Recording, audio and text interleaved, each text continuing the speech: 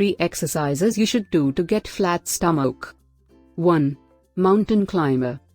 Get into a plank position, making sure to distribute your weight evenly between your hands and your toes. Check your form. Your hands should be about shoulder width apart, back flat, abs engaged, and head in alignment. Pull your right knee into your chest as far as you can. Then switch, pulling that knee out and bringing the other knee in. Keeping your hips down, run your knees in and out as far and as fast as you can. Alternate inhaling and exhaling with each leg change. 2. Reverse crunches. Lie down on the floor with your legs fully extended and arms to the side of your torso with the palms on the floor. Your arms should be stationary for the entire exercise.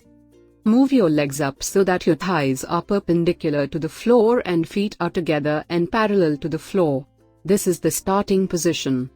While inhaling, move your legs towards the torso as you roll your pelvis backwards and you raise your hips off the floor. At the end of this movement, your knees will be touching your chest. Hold the contraction for a second and move your legs back to the starting position while exhaling.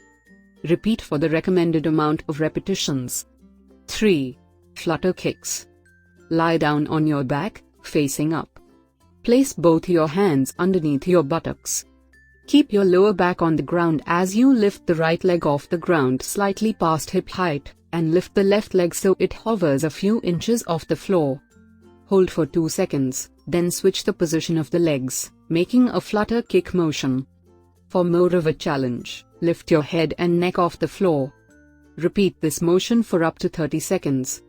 So these are the 3 exercises you should do to get flat stomach.